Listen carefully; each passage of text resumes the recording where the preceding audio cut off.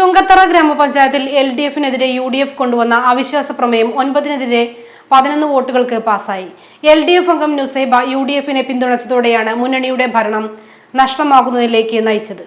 LDF-നെതിരെ UDF കൊണ്ടുവന്ന അവിശ്വാസ പ്രമേയം 9-നെതിരെ 11 വോട്ടുകൾക്കാണ് പാസായത്.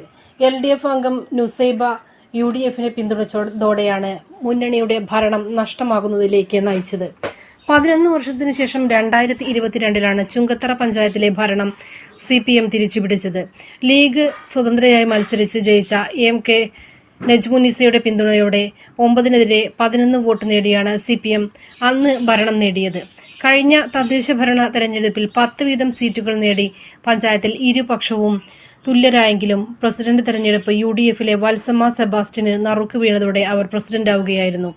ഇവർ അവിശ്വാസത്തിലൂടെ പുറത്തായതോടെയാണ് തെരഞ്ഞെടുപ്പ് നടന്നത്. പ്രസിഡന്റ് UDF അംഗങ്ങളെ വിശ്വാസത്തിലെടുക്കുന്നില്ലെന്നും തന്നിഷ്ടം പോലെ പ്രവർത്തിക്കുന്നതായും ആരോപിച്ച് കളക്കുന്ന് 14-ാം വാർഡിൽ നിന്ന് ലീഗ് സ്വതന്ത്രയായി വിജയിച്ച നജ്മുന്നിസ ഇടതുപക്ഷത്തേക്ക് ചേക്കേറുകയായിരുന്നു.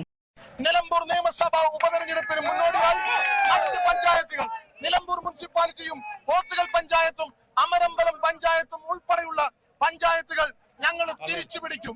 PV അൻവറിലൂടെ ഞങ്ങളിൽ നിന്ന് പറിച്ചെടുത്ത മുഴുവൻ പഞ്ചായത്തുകളും PV അൻവറിലൂടെ തന്നെ പിണറായിയിൽ നിന്ന് ഞങ്ങൾ തിരിച്ചു പിടിക്കും. ഒരു തർക്കവുമില്ല. അതിന്റെ പേരിൽ അദ്ദേഹത്തെ ഒറ്റപ്പെടുത്താനാണ് നിങ്ങൾ ശ്രമിക്കുന്നതെങ്കിൽ ഞങ്ങൾ പറയുന്നു, PV അൻവറിനെ രാഷ്ട്രീയപരമായി സംരക്ഷിക്കാൻ ഞങ്ങൾ തയ്യാറാണ്. അദ്ദേഹത്തിന്റെ രോമത്തിൽ പോലും സ്പർശിക്കാൻ ഒരാളെയും ഞങ്ങൾ അനുവദിക്കില്ല. നമ്മുടെ സംതൃപ്തിയേക്കാൾ വിലപ്പെട്ടതാണ് നമുക്ക് വേണ്ടപ്പെട്ടവരുടെ സന്തോഷം. പരിശുദ്ധമായവ ഹൃദയപൂർവ്വം സമ്മാനിക്കുമ്പോൾ നമ്മുടെ സന്തോഷവും ഇരട്ടിയാകും. Dubai Golden Diamonds, Pride of Generations, India, Oman, Bahrain.